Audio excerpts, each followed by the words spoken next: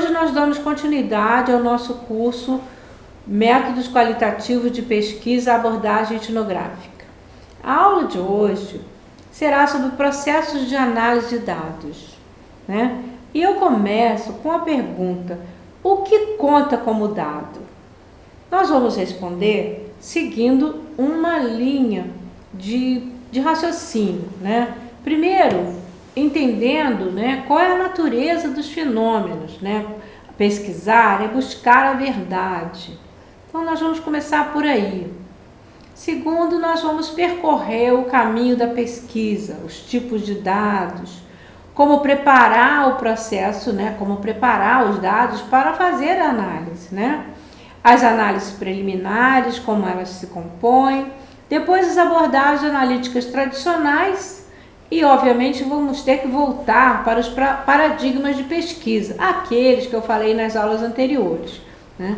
E aí nós vamos trabalhar com a etnografia clássica e com a etnografia crítica. A etnografia crítica, nós vamos, como é a abordagem que eu adoto na minha pesquisa, nós vamos nos estender a vários tipos de temas. Primeiro, os critérios para uma etnografia crítica. Segundo, os pressupostos. Depois, eu elegi 5 estágios da etnografia crítica.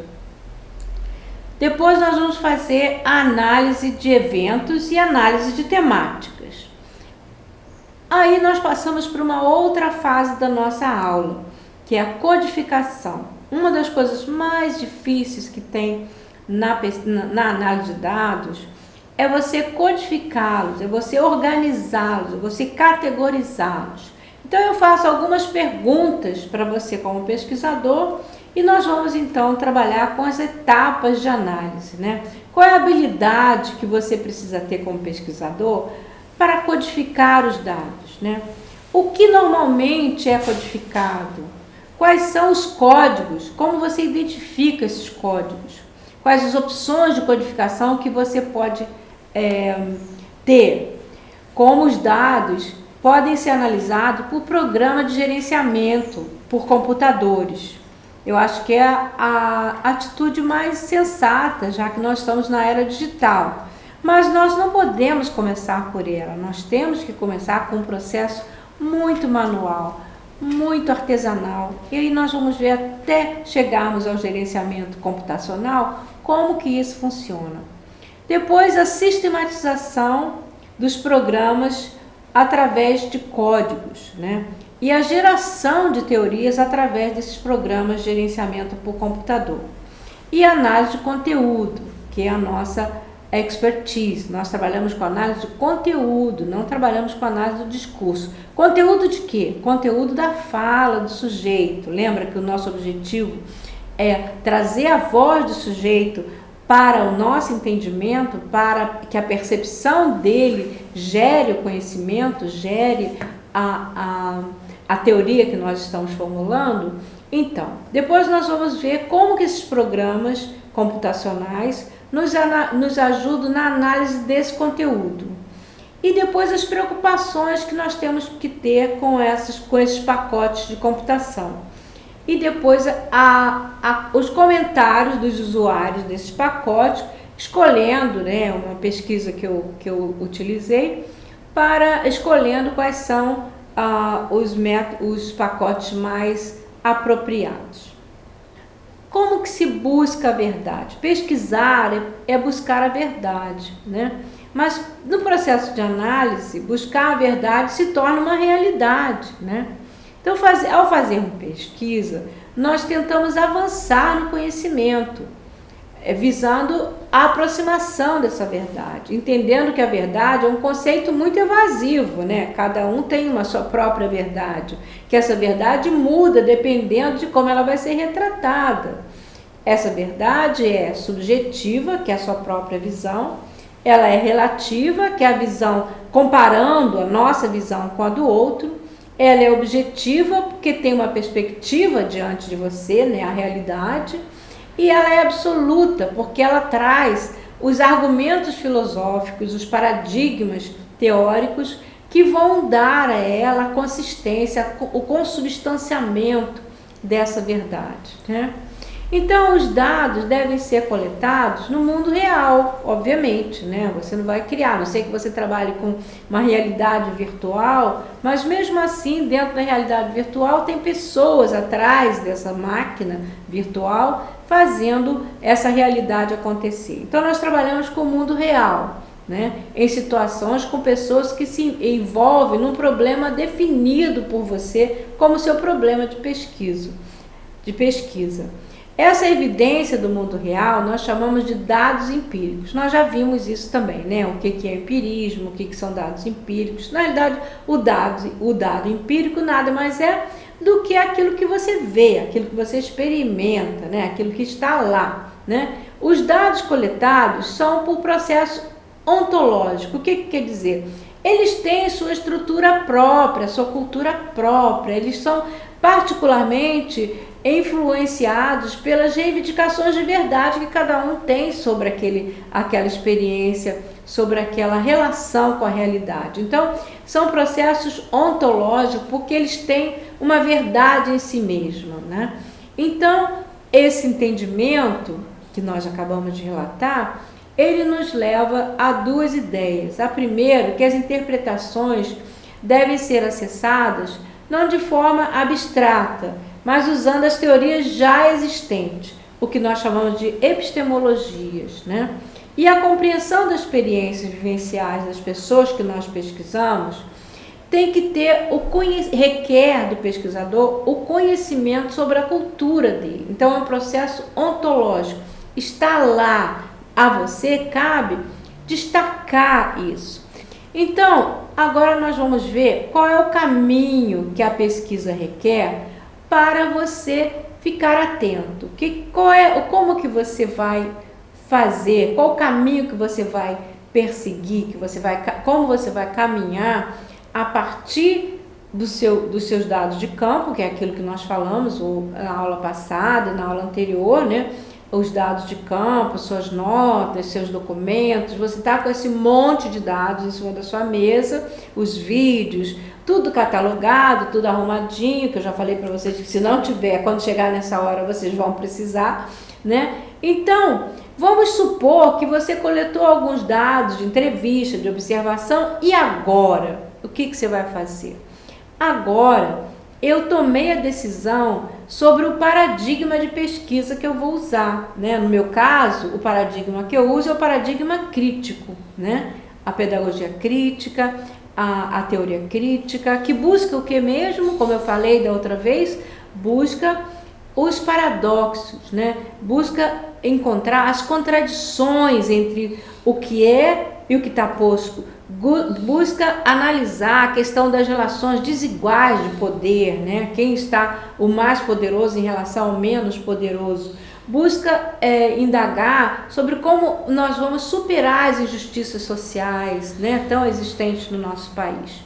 Eu busquei a metodologia, né, que no caso é a metodologia etnográfica, que melhor responde à minha pergunta, as fontes de dados que foram coletadas, da melhor forma possível essas informações, e agora eu vou escolher a melhor tradição analítica para ser usada, para analisar esse conjunto de dados que nós estamos na mão, né?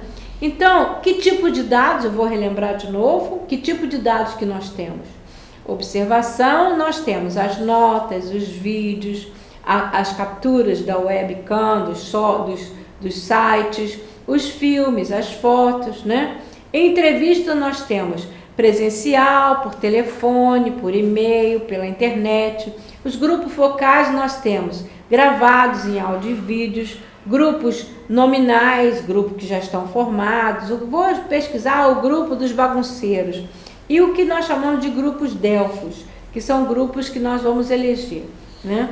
E os documentos que são textuais, audiovisuais, são documentos escritas, né? Notas, diários, mapas e tudo mais. A coleta desses documentos inclui informações, por exemplo, documentos incluem informações de jornais, de rádio, de TV, DVD, filme, vídeo, tudo que você encontrar que for registrado por outra pessoa se chama documento, né? Seja criativo, não tenha medo de introduzir novas fontes de dados. O campo é muito flexível, você vai encontrar as melhores respostas para as suas perguntas de pesquisa. Então, não abra mão de colocar a sua rede social, o seu WhatsApp, os seus dados, as fotos do Facebook, do Instagram, como dados da sua pesquisa, né? Tirar foto da rua, tirar foto do grafite que está na parede da escola, tirar foto das pessoas, como elas se vestem, como elas se situam no ambiente. Será que elas, quando vêm para uma reunião de professor, elas vêm mais arrumadas? Será que quando elas estão dando aula, elas têm uma forma de se vestir adequada? Estou só falando da vestimenta, mas vocês lembram que tem todo tipo de cultura, né, de aspectos culturais. A comida, a professora que leva comida, onde que ela come, com quem ela come, onde que as crianças fazem as refeições, o lanche, né? Será que o recreio ainda tem essa parte de lanchar com comidinha, né? No meu tempo tinha, agora não sei, ainda mais com a pandemia tá difícil, você não pode trocar balinha com a colega porque pode estar contaminado. Então, quer dizer, toda essa informação que está no contexto tem que ter uma forma de registro, e esses são os dados. Como você prepara esses dados? Se você tem tudo isso, você tem uma gama de dados escritos, né? Você arruma isso e você faz o quê? Uma transcrição. Por exemplo, eu vou dar um exemplo da entrevista, que nós fizemos muita coisa de entrevista, né? Eu estou colocando nesse slide aqui uma transcrição de uma entrevista que eu fiz, que nem fui eu que fiz, foi uma outra pessoa, que eu trabalhei para a Fundação Horta de São Paulo, e essa pessoa me deu algumas fitas para eu analisar. E eu então procedi à transcrição. O que é a transcrição? Vamos ver. A transcrição envolve obter o diálogo ou narrativa dos dispositivos que você tiver, né? Seja oral, seja digital, seja filme, seja áudio, seja conversa que você escreveu no papel, ou qualquer forma de anotação, e você formatar isso para que haja uma coluna clara e definida dos pesquisadores, para que eles façam notas sobre isso. Veja bem como está colocado nesses filmes. Eram 10 fitas, e eu dividi as fitas, pelo número de horas da fita, está gravado lá, a tantas horas, tantos minutos. Qual era o conteúdo? Primeiro eu escrevi o conteúdo das cenas que tinha nas fitas, né? A cena 1 era a escovação, era de uma creche, o trabalho foi para festejar os 500 anos do Brasil, então já tem algum tempo, né? E foi em creches na região de Porto Seguro, que era a região do descobrimento do Brasil. E foram visitadas várias creches em várias cidades no entorno de Porto Seguro. E nós pegamos essas fitas, eu e a minha equipe, obviamente, e catalogamos e transformamos em transcrições. Essas transcrições foram catalogadas por cena. A primeira de escovação. Por quê? Porque todas as turmas tinham a cena de escovar o dentinho, né? Eu achava muito interessante, né, aquela cena, e estava muito vívido de que isso era uma parte da rotina das crianças na escola. Então tem escovação 1, escovação 2. E depois uma entrevista que nós fizemos com a diretora, alguém fez com a professora e com a diretora. E também no meio dessa entrevista ela estava dando aula.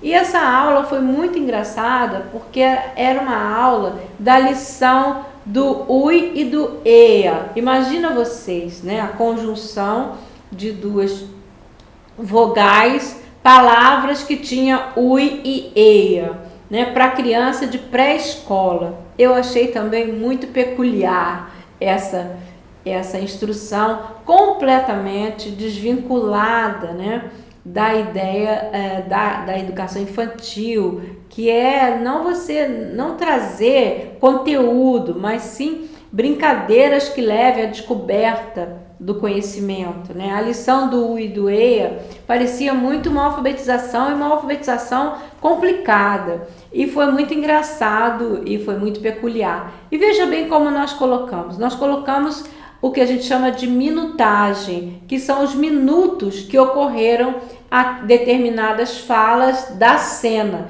que caracterizou a cena para que fosse chamada desse jeito, né? Depois, continuando a questão da preparação para análise, nós temos a minutagem. A minutagem nada mais é do que a gravação, minuto a minuto, daquilo que foi falado, tá? Então, se você tem a gravação em vídeo e áudio, é muito fácil fazer isso. Mas, geralmente, eu fazia e ainda faço à mão. Mas hoje existem vários programas que fazem isso. Inclusive, eu acho que o Word também faz, o Microsoft Word.